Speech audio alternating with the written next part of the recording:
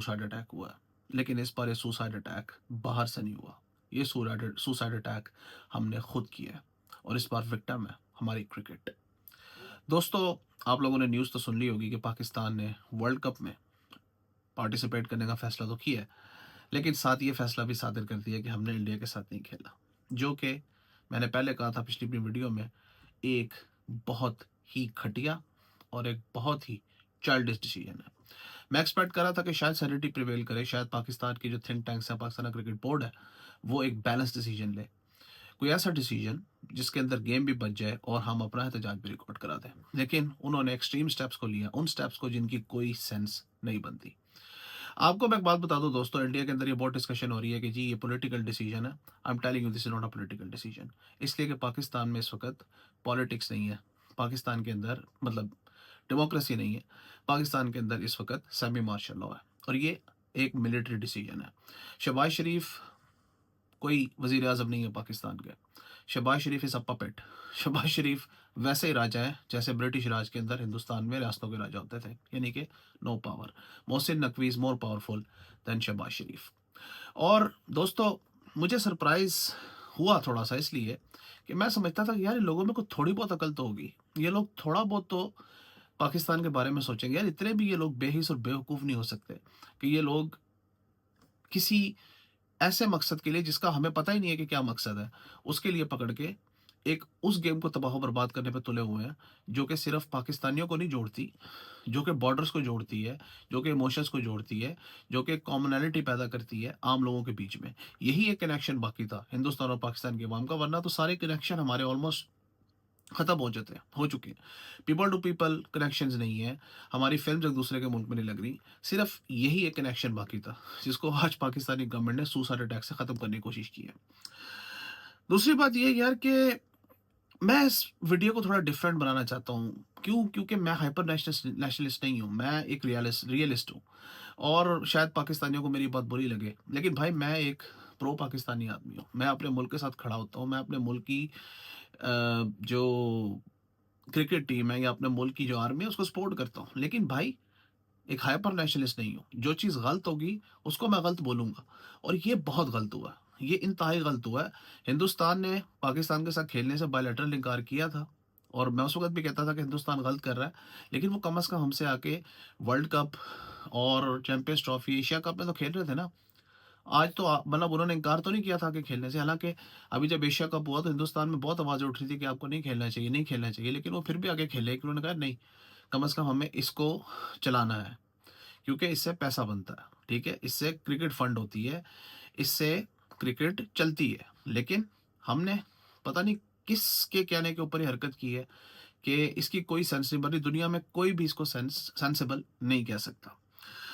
उसके बाद यार ये है कि वसीम अकरम साहब ने एक बात कही थी कि मुझे जहाँ भी जाके क्रिकेट खेलनी पड़े, मैं खेलूँगा क्योंकि आई ट्रस्ट माय गट्स। अब यहाँ पर जो पाकिस्तान ने हरकत की है, अब आपको मीम्स मिलेंगी, हिंदुस्तान के लोग आपको कावड़ बोलेंगे, आपको भगोड़े बोलेंगे और उनका कहना बनता है। जैसे मैंने पिछली वीडियो में कहा कि भाई अब हमें अपने आप पे ये सहना पड़ेगा। मैं इस चीज़ को डिफेंड नहीं कर सकता, आई एम सॉरी टू से। मैं कोई इतना बेशर्म बेगैरत नहीं हूँ कि इस चीज़ को मैं डिफेंड करने बैठ जाऊँ कि जी आप लोग हिंदुस्तान के लोग गलत कह रहे हैं। बिल्कुल नहीं। भाई आपने तकरीबन 1,75,00,000 लोगों की भावनाओं को ठेस पहुँचाई है। हम लोग इंतज़ार कर रहे थे पाकिस्तान हिंदुस्तान के मैच का। आप लोगों ने टूर्नामेंट शुरू होने से पहले 12 दिन पहले आपने वो हरकत की है, जिस तरह की पकी-पकाई देग में आपने मिर्चा डाल दी हो। आप लोगों ने पाकिस्तान क्रिकेट बोर्ड ने इंतहाई अनप्रोफेशनलिज्म का सबूत दिया है और इससे सिर्फ इंडिया ऑफेंड नहीं होगा, इससे दुनिया के और बोर्ड्स भी ऑफेंड होंगे। हम हिंदुस्तान को शायद शॉर्ट टर्म के लिए नुकसान पहुंचाएंगे क्योंकि ऑब्वियसली नुकसान तो होगा हिंदुस्तान के क्रिकेट बोर्ड को, हिंदुस्तान के ब्रॉडकास्टर्स को। लेकिन क्या आपने ये सोचा है कि आइंदा पाकिस्तान की ब्रॉडकास्ट करने के लिए कौन आएगा आगे? ये बड़े बड़े जो ब्रॉडकास्टर हैं, जब ये मिलियंस का लॉस उठाएंगे तो हमारे ऊपर उनका ट्रस्ट रहेगा? नहीं रहेगा। उसके बाद मेरे पॉइंट्स लिखे हुए हैं यार, मैं इसलिए पढ़ पढ़ के बता रहा हूँ कि अब एक चीज़ है कि पाकिस्तान में इलिटरेट किस्म के जो लोग हैं ना, क्रिकेटर्स और हमारे यूट्यूबर्स, वो सेलिब्रेट कर रहे हैं इसको। मैं कमेंट्स पढ़ रहा था, हमने जवाब दे दिया हिंदुस्तान को, हमने जी हिंदुस्तान को ऐसा जवाब दिया है कि मज़ा आ गया। यार आप लोग जाहिल हैं, आप लोग अनकूथ हैं, आप लोग इडियट्स हैं। आप लोग यहाँ से नहीं सोचते, आप लोग शायद नीचे से सोचते हैं। आपने हिंदुस्तान को क्या जवाब दे दिया, मुझे एक बात बताएं। हिंदुस्तान इतना बड़ा क्रिकेट बोर्ड है, जैसे मैंने पिछली वीडियो में कहा था, उसको शॉर्ट टर्म में फ़र्क पड़ेगा, लॉन्ग टर्म में फ़र्क नहीं पड़ेगा। और आज एक बहुत कड़क बात मैं कहने लगा हूँ, वो ये है कि पाकिस्तान को जो इम्पोर्टेंस मिलती है ना वर्ल्ड क्रिकेट में, वो सिर्फ इसलिए मिलती है कि पाकिस्तान की हिंदुस्तान के साथ आज राइवलरी है। समझ आई बात? पाकिस्तान को इम्पोर्टेंस सिर्फ इस वजह से मिलती है कि उसकी हिंदुस्तान के साथ आज राइवलरी है। पाकिस्तान और इंडिया के मैच से कैश जनरेट होता है, इसलिए पाकिस्तान को चौथा बड़ा शेयर मिलता है आईसीसी से। वरना पाकिस्तान का कंट्रीब्यूशन क्या है क्रिकेट इकोनॉमी के अंदर? 80% क्रिकेट का रेवेन्यू इंडिया से आता है। मैं इंडिया को डिफेंड नहीं कर रहा, मैं रियलिटीज बोल रहा हूँ। इसको ये मत करना कि इंडिया से खुश करे सब्सक्राइबर मांगने के लिए। आई डोंट केयर यार, कोई सब्सक्राइब करता नहीं करता, ठीक है, मेरा घर नहीं चलता यूट्यूब से, इसलिए मैं सच बोलता हूँ। पाकिस्तान का कंट्रीब्यूशन शायद 1 या 2% होगा आईसीसी के रेवेन्यू के अंदर। पाकिस्तान को हर साल चौथा बड़ा शेयर मिलता है। कि हमारी टीम दुनिया की चौथी टीम है टेस्ट में? क्या हमारी दुनिया की चौथी टीम है वनडे में? क्या हमारी चौथी टीम है टी20 में? क्या हमारी इकोनॉमी चौथी बड़ी है क्रिकेट के अंदर? नहीं। फिर भी हमें चौथा शेयर मिलता है। क्यों? क्योंकि हम कमाऊ पूत है, सिर्फ इसलिए कि हमारा इंडिया के साथ मैच पड़ता है, तो वो फाइनल से भी ज़्यादा उसकी टीआरपी होती है, क्योंकि लोग देखना चाहते हैं। और आज हमने उस शाख को काटा है, या उसको काटने की कोशिश कर रहे हैं, जो हमारी क्रिकेट को फीड कर रही है। ट्रस्ट मी, हम लोगों ने अपने साथ इतना बड़ा जुल्म किया है कि आप इसका अंदाजा नहीं लगा सकते। उसके बाद अगर मतलब ये मैचेस अब हमने इंडिया के तो पॉइंट्स फॉरफिट कर दिए हैं। अगर हम नेदरलैंड जैसे यूएसए से हार गए, हम्म, पिछले वर्ल्ड कप में तो हारे थे ना यूएसए से, हारे थे कि नहीं हारे थे? हम लोग यूएसए से हारे थे पिछले वर्ल्ड कप में। तो अगर हार गए यूएसए और नेदरलैंड से या किसी एक से, तो फिर क्वालिफिकेशन के लाले पड़ जाएंगे।